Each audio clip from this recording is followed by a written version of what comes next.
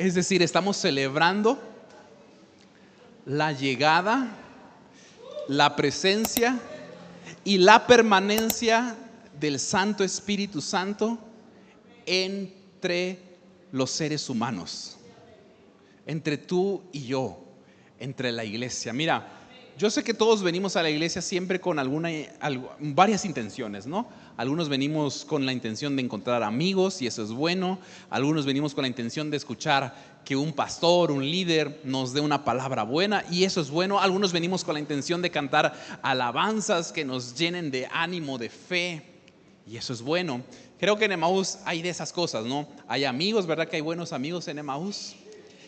Creo que hay pastores que nos comparten la palabra cada semana con el mejor propósito y el mejor deseo de edificar nuestra vida. Y hay un gran tiempo de alabanza como el que acabamos de tener esta mañana. Y hay muchas otras cosas. Pero yo creo que cuando buscamos la iglesia por esas cosas, en algún punto la iglesia nos puede quedar a deber. Ya sea que un amigo no se portó como amigo, ya sea que a veces los pastores, la verdad, a veces hay que ser un poquito, no sé, impopulares, pienso yo, y hay que tomar decisiones impopulares. Y eso no le gusta a todos. O ya sea que a veces no canten las canciones que a ti te gustan.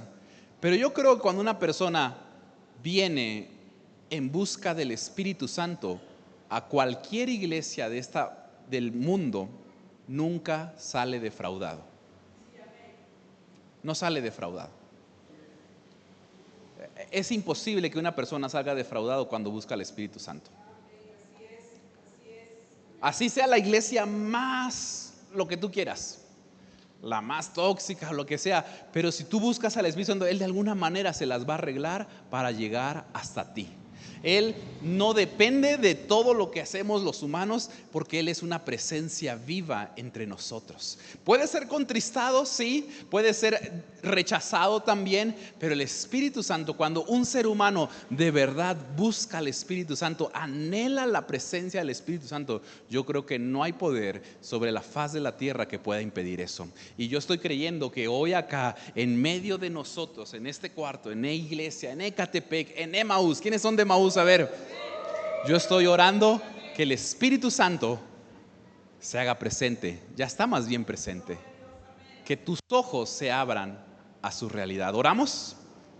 Toma la mano que está a tu lado y dile, vamos a orar juntos. Espíritu Santo, tú veniste a este mundo hace más de 2000 años, un día como hoy, exactamente un día como hoy, y tú viniste a llenar a personas que estaban buscando tu rostro. Y hoy estoy aquí con mi hermano y con mi hermana, con mi iglesia, y hoy te quiero decir gracias por venir hace más de 2000 años. Hoy quiero ser testigo de que tú sigues obrando, de que tú sigues siendo presente, de que tú sigues obrando, de que tú sigues latiendo en los corazones, haciendo palpitar a las personas.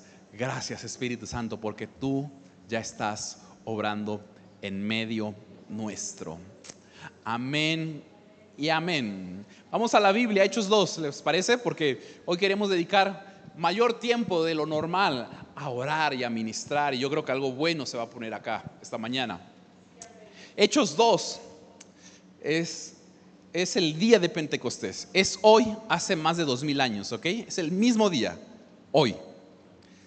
Cuando llegó la fiesta de Pentecostés, estaban todos juntos en un lugar. Todos juntos eran alrededor de 120 personas, discípulos de Jesús. Sin previo aviso se escuchó un sonido como de viento fuerte de un vendaval. Nadie podía decir de dónde venía. Llenó todo el edificio. Luego, como un reguero de pólvora, el Espíritu Santo se extendió por sus filas y comenzaron a hablar en varios idiomas diferentes según el Espíritu los impulsaba. Otras versiones, me gusta también como lo dicen, lenguas sobrenaturales, lenguas inexplicables, lenguas inentendibles para ellos. En ese momento se alojaban en Jerusalén muchos judíos, peregrinos devotos de todo el mundo. Cuando oyeron el sonido, huyeron. Hagan de cuenta que escucharon un estruendo y se echaron a correr. Vámonos. ¿Qué pasó? Alguien soltó un cohete, ¿no? Alguien, ya se armaron los trancazos, ¿no? O quién sabe qué pasó acá, ¿no? Luego, cuando escucharon uno tras otro hablar sus propias lenguas maternas, quedaron impresionados. Ni siquiera podían entender lo que estaba pasando y seguían diciendo: ¿no son todos estos galileos? ¿Cómo es que lo escuchamos hablar en nuestras diversas lenguas maternas? Partos, medos, elamitas, visitantes de Mesopotamia, Judea y Capadocia, Ponto, Asia, Frigia y Pánfilia, Egipto y las partes de Libia pertenecientes a Cirene, inmigrantes de Roma, tanto judíos como prosélitos, incluso cretenses y árabes. Estos eran todos los que estaban reunidos, todas las culturas, todos los idiomas, todos los países que estaban representados en ese momento en Jerusalén. Hablan nuestros idiomas y describen las poderosas obras de nuestro Dios. Sus cabezas daban vueltas, no podían entender nada de eso. Hablaron de un lado a otros confundidos. ¿Qué está pasando aquí? Y lo que pasaba ahí era que el Espíritu Santo estaba llegando y nunca más se iba a ir de este planeta. Se iba a quedar con las personas, con los testigos de Cristo. Y yo creo que acá ya hay varios de esos, ¿verdad? Quiero empezar esta conversación con una pregunta que creo que nos puede direccionar esta mañana. ¿Para quiénes viene el Espíritu Santo? ¿Para quiénes? ¿Para qué tipo de personas viene el Espíritu Santo? ¿A quiénes llena el Espíritu Santo? ¿Cuáles son el tipo de personas que llena el Espíritu Santo?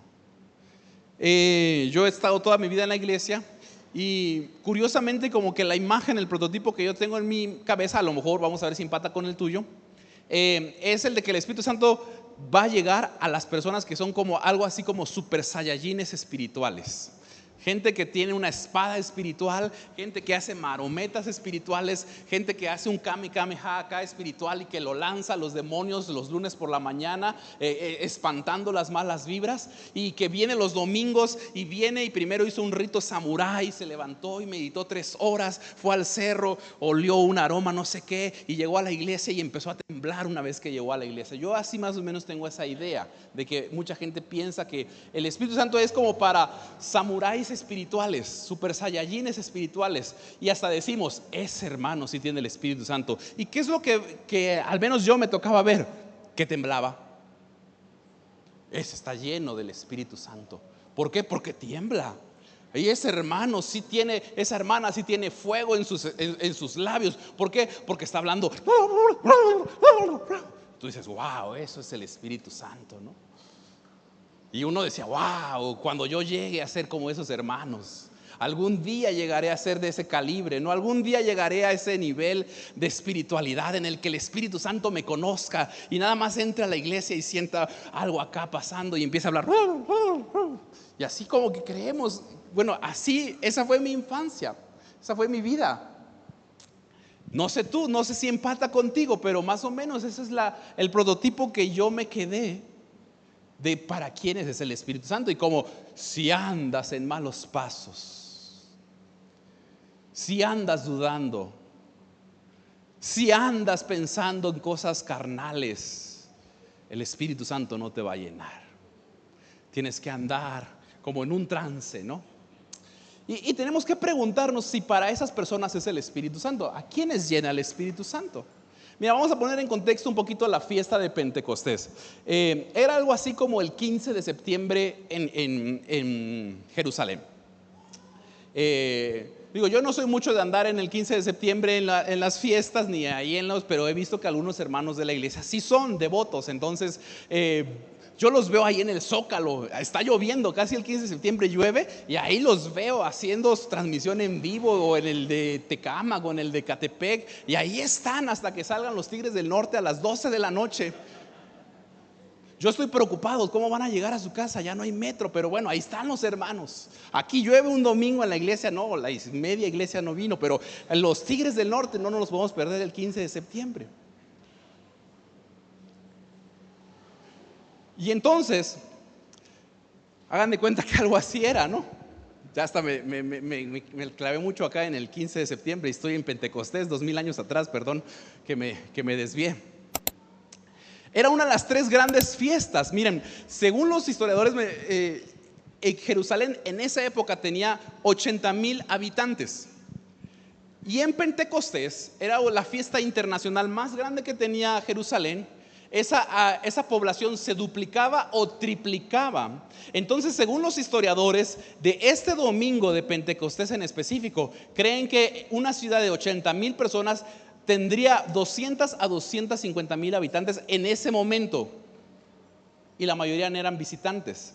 Entonces habían venido muchos turistas. Había demasiado, imagínate el caos cuando hay turista y cuando hay un chinito, un ruso, un nigeriano, uno de esto, uno de Colombia, uno de acá, y que ya ni sabes ni qué onda, ni cómo está pasando la cosa. Huelen raro porque las otras culturas huelen diferente a nosotros y hay de todo.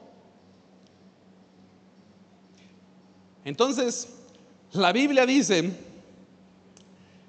que esta gente empieza a hablar cosas, lenguas y extrañas. Y aquí hay un detalle que es curioso. Empiezan a hablar lenguas sobrenaturales, pero dice que esas lenguas o muchas de esas lenguas eran idiomas que los peregrinos entendían. Entonces imagínate que un discípulo, Andrés, empieza a hablar egipcio. Yo ni sé ni cómo se habla egipcio, pero aquí le voy a medio improvisar a la egipciada, ¿no? Y entonces un egipcio dice, acaba de decir que Dios es bueno.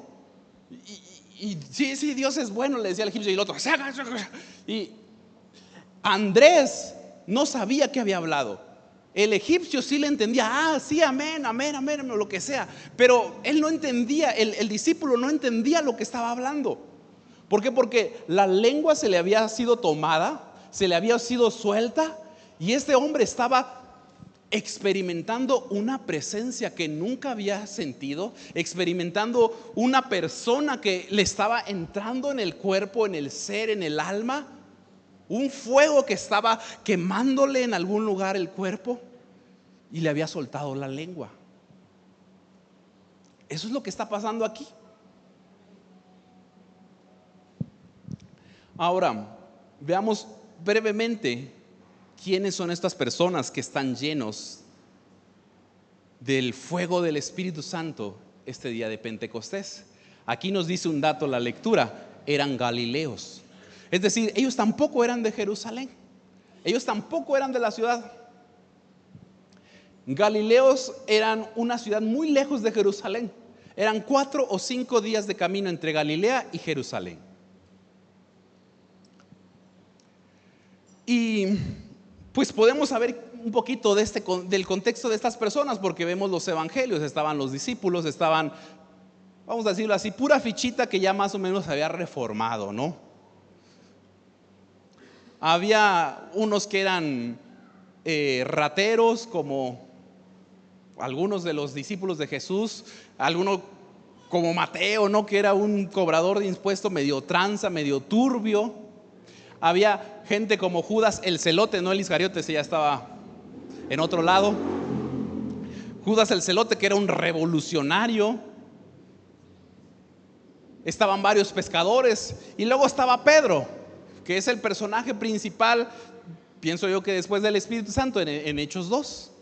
Estaba Pedro y más o menos conocemos cómo era Pedro. Pedro era voluble. Un día estaba ni un día pasaba en la misma conversación con Jesús. Un día era el hombre más espiritual del planeta Tierra, y que Jesús le decía: bien, Pedro, eso no te lo reveló ni carne ni sangre. Y a la siguiente frase Pedro la regaba y Jesús le decía: apártate de mí, Satanás. En la misma conversación, en el mismo momento, estaba Pedro, que era alguien voluble, que era alguien de altos y bajos, que era alguien que tenía un oficio, que era pescador y que Jesús lo había llamado a ser su discípulo. Y vamos a centrarnos un poquito en Pedro, porque 50 días antes de este día de Pentecostés, Pedro es un hombre que número uno, traiciona a Jesús 3 veces la misma noche. Récord mundial de traición. Uno traiciona una vez, pero no 3 la misma noche. Pedro hizo 3. Luego, la Biblia nos narra que cuando crucifican a Jesús, dijo, aquí se quebró una taza, cada quien para su casa. Luego vemos de que en la resurrección Jesús tiene que ir hasta el mar de Galilea, que ya vimos que no estaba cerquita, no era las afueras de Jerusalén. Jesús tiene que ir hasta el mar de Galilea para convencer a este compa que estaba mal, que había traicionado. O sea, Jesús tuvo que ir a buscarlo porque lo había traicionado. Y es una escena que está en Juan 20. Y Pedro ya está de nuevo en el oficio que él tenía de trabajo normal, que él era pescador, ya está pescando. Y entonces Jesús se le aparece en el mar y le dice, vente para acá. Lo llama, arreglan cuentas. Y vuelve Pedro con Jesús a Jerusalén. Ahora, no es muy difícil, yo creo, y en especial desde que soy padre tal vez puedo entender un poquito más este tipo de escenarios. No es muy difícil sospechar por qué Pedro se había vuelto a Galilea, ¿no? A un oficio. ¿Por qué Pedro, después de que mataron a Jesús, pues dijo, bueno, pues cada quien a su casa, yo me voy, yo ya no sirvo para esto, yo me voy? Porque seguramente tenía que pagar las cuentas. Seguramente la Biblia nos dice que Pedro tenía suegra, entonces tenía suegra, tenía esposa y seguramente tenía hijos y tenía que pagar ciertas cosas y tenía que llegar con la esposa y tenía problemas normales, comunes y corrientes como tú o como yo. Era una persona que, vamos a decirlo así, cuando dijo, bueno, pues ya no se hizo esto de ser tour con el Mesías, pues me regreso a ser pescador en mi barquito en Galilea, porque a lo mejor le encargó el barco, mientras él se fue de tour con Jesús, le encargó el barco a un chalán y pues no estaban dando los números, no estaba jalando el negocio como él dice, no, pues es que necesitábamos sacar 100 pesos al día y el chalán me está sacando 40. Lo más normal del mundo, lo más típico del mundo. Entonces vemos que Pedro regresa con los otros discípulos a Jerusalén. Y un día como hoy están los discípulos platicando con Jesús y le hacen una pregunta. ¿Quieren ver esa pregunta que le hacen? Es un día como hoy, yo me imagino que más o menos como a esta hora, temprano en la mañana. Van caminando con Jesús, nos dice el relato bíblico, Hechos 1 al 7 vamos a leer. No, perdón, 6 y 7. Es este mismo día. Ellos salieron a caminar, a lo mejor salieron a desayunar, van caminando con Jesús y hacen una pregunta que a mí me llama mucho la atención. Así que mientras los apóstoles estaban con Jesús, le preguntaron con insistencia, Señor, ¿ha llegado ya el tiempo que liberes a Israel y restaures nuestro reino? Esta pregunta me resulta interesante porque lo que le están diciendo, tratamos de contextualizarlo. Lo que le están diciendo es, a ver, Señor, ya moriste, ya resucitaste, quiere decir que la muerte no te pudo vencer. ¿No te parece que es el momento en que te vengues de Pilato y de que lo saques del trono? ¿No te parece que es el momento en el que llamemos a unos cuantos ángeles, unos poquitos ángeles, y de una vez nos despachemos a todos los romanos que nos están oprimiendo acá? Eso es lo que le están diciendo ellos. ¿No se te hace que ya estuvo suave? De que si tú puedes vencer la muerte, ya te creímos, tú eres de verdad el Hijo de Dios, ya resucitaste, ya había pasado con ellos 40 días. ¿No se te hace que ya es el momento en el que ahora sí te impongas?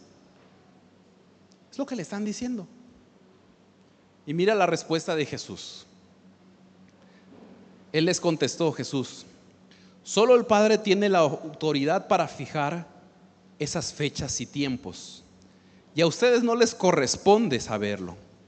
Le dice Jesús, pero recibirán poder cuando el Espíritu Santo descienda sobre ustedes. Y serán mis testigos y les hablarán a la gente acerca de mí en todas partes, en Jerusalén, por toda Judea, en Samaria y hasta lo más lejano de la tierra. El relato bíblico, si tú lees los versos 8 y 9, nos narra que de ahí Jesús se fue al cielo. Entonces le dicen, Dios, Jesús, No es el momento en el que ya nos zumbemos a los romanos y de que ya tú te pongas como el rey y le dices, yo no les puedo decir el día ni la hora, pero les puedo decir que va a venir el Espíritu Santo y cuando Él venga recibirán poder y serán mis testigos. Y entonces ellos están, a lo mejor yo me imagino que se emocionan, y en ese momento Jesús se les va otra vez. ¿Cómo te hubieses sentido tú? ¿Qué hubiese pasado por tu cabeza? ¿Qué hubiese pasado por tus emociones? Me dice que va a venir el Espíritu Santo y en ese momento Él se va. Ya no está, ya no lo vuelvo a ver. Me prometió a alguien, pero ya no está. Él se va. ¿Cómo hubiera sido tú? Mira, la Biblia nos dice que ellos empezaron a reunir en un lugar a orar, los 120, pero ya tenemos suficiente contexto para saber que estos hombres son un poquito miedosos, son sacatones. A la hora de los trancazos se salen, se van, huyen, les da cosa. Ya vimos que estos hombres son comunes y corrientes, que tienen trabajos, que tienen negocios, que tienen familias. Pedro una vez tenía a la suegra enferma y Jesús la tuvo que sanar. Son personas tal cual y como tú y como yo. Entonces imagínate que Jesús les dice, todavía no es el momento de que establezca el reino, pero ustedes van a ser mis testigos cuando venga el Espíritu Santo. Y en eso Jesús se va y ya nunca lo vuelven a ver. Es muy probable que a lo mejor en esos 10 días que pasaron entre Jesús y el día que Jesús se asciende al cielo y el día de Pentecostés, es muy probable que alguno hubiese dicho, híjole, pues ya no me alcanza tanto para pagar el hospedaje aquí en Jerusalén, porque eran galileos. Ya se me está acabando el recurso. Híjole, ya tengo que ir a ver cómo está mi esposa con los chamacos. Ahora que regrese, mi esposa va a decir, ¿y quién se cree usted que se va tantos días de viaje sin avisar? No, aquí no es hotel que usted llega cuando usted quiere, ¿verdad?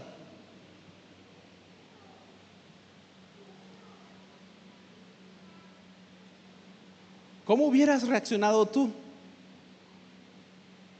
¿Me puedes acompañar un momento en esa escena? ¿Cuál hubiera sido tu respuesta? ¿Hubiera sido un super saiyajin de la fe? Super espiritual, y hubiera sacado acá un kamehameha espiritual.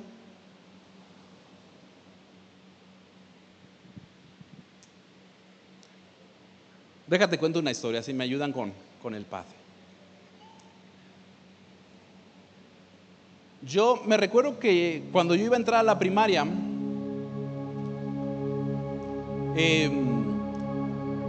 sé si un primo le dijo a un primo, bueno, ya sabía que iba a entrar a la primaria, o un niño de la iglesia, no recuerdo quién, pero yo estaba orgulloso de que ya iba a entrar a la primaria.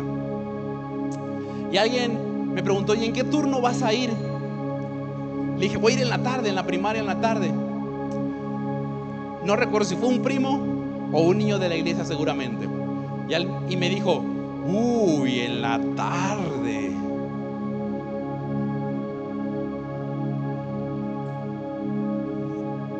Y me dijo, en la tarde está Orlando.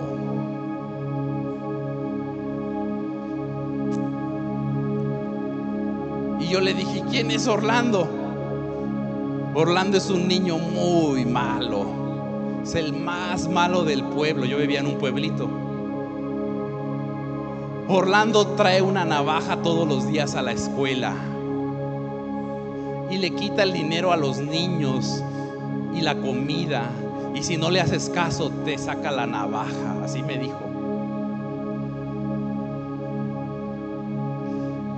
Y me dice todavía, Orlando ya debería ir en la secundaria, pero como ha reprobado lo dejaron en tercero de primaria.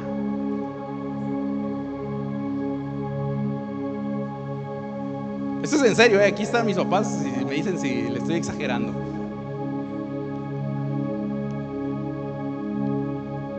Y entonces cuando yo escucho Orlando, yo empiezo a temblar y no quiero ir a la primaria. Y se llega el día en que voy a la primaria, mi papá me lleva, y tenía una bicicleta, me llevó en su bicicleta a la primaria. Y estoy ahí en la primaria, primer día de clases. temblando de miedo. ¿A qué hora irá a aparecer Orlando? ¿Irá a venir aquí al salón? Yo pensaba, yo nada más volteaba en la puerta a ver a qué hora iba a aparecer Orlando en mi salón. Y me acuerdo que cuando salimos al recreo, al receso, yo jugaba mucho fútbol, pero ese día no jugué fútbol. Me acuerdo que estoy yo ahí sentado a ver a qué hora aparece Orlando, y de repente veo que alguien dice: ahí viene Orlando. Y yo estoy temblando de miedo, ¿no? Mi dinero, mi comida, me va a sacar la navaja, y ese día me voy a mi casa y no puedo dormir y estoy temblando de miedo. Al siguiente día mi papá me lleva a la primaria, y yo lo que hago es que me le planto en la puerta de la primaria y no entro. Y no entro, y no entro, y no entro. Él me lleva a la casa. Tercer día, lo mismo. Aquí me le planto, no entro a la primaria. Orlando me va a sacar la navaja. Yo creo que el cuarto día o el viernes mi papá ya estaba fastidiado, Los dos. Ya había usado algunos métodos de coacción para hacerme ir a la escuela, pero ni así.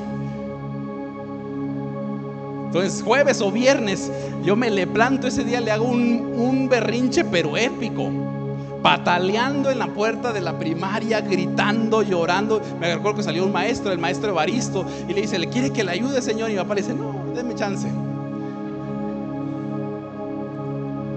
Entonces mi papá me sube a la bicicleta y me dice: vente. Ese día ya no me llevó a la casa, me llevó al templo que ellos pastoreaban, que estaba cerquita de la primaria. Y entonces me dice: la Biblia dice que Dios no nos ha dado espíritu de temor, sino de valentía.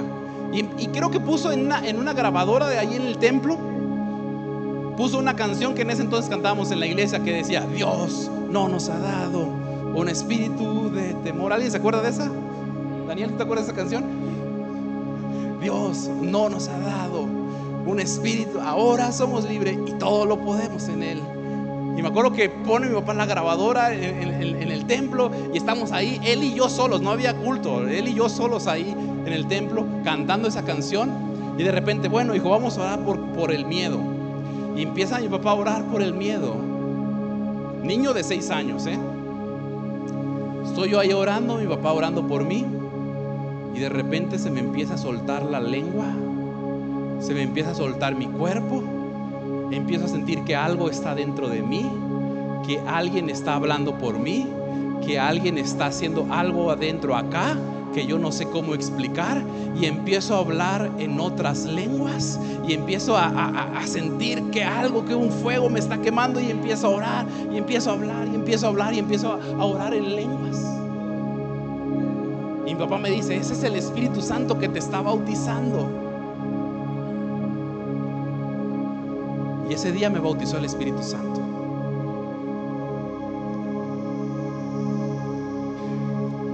Entonces el mensaje esta mañana es muy simple. ¿A quién quiere bautizar el Espíritu Santo? ¿Para quiénes viene el Espíritu Santo? Yo te puedo decir que hace casi 20 años, bueno, no, más bien menos de 30 años, llegó en un pueblito a Tabasco por un niño que tenía miedo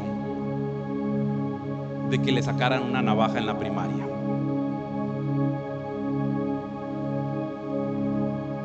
Y hace más de 2000 años llegó con gente que tenía problemas, que tenía deudas, que tenía negocios, que tenía cosas que no le estaban funcionando, que tenían incertidumbre, que no sabían qué estaba pasando, que no sabían qué iba a venir, que ni siquiera tenían la más remota idea de que a partir de ese día iban a inaugurar una iglesia en la que tú hoy y yo estamos acá, gracias a que en ese día gente común y corriente, no supercampeones espirituales, no super saiyajines del espíritu, no samuráis cristianos, sino gente común y corriente, el Espíritu Santo vino y le soltó la lengua. Y entonces la pregunta es: ¿para quién viene hoy, 24 de mayo del 2026? Viene para gente común y corriente que están en este lugar. Viene para gente que tiene problemas, gente que tiene miedo, gente que tiene deudas, gente que tiene negocios truncados, gente que tiene relaciones familiares rotas, gente que no sabe lo que va a venir mañana, gente que tiene incertidumbre, gente que está temblando porque hay algo que le está pasando que le pone a temblar. Para esas personas está hoy aquí el Espíritu Santo. Hoy acá.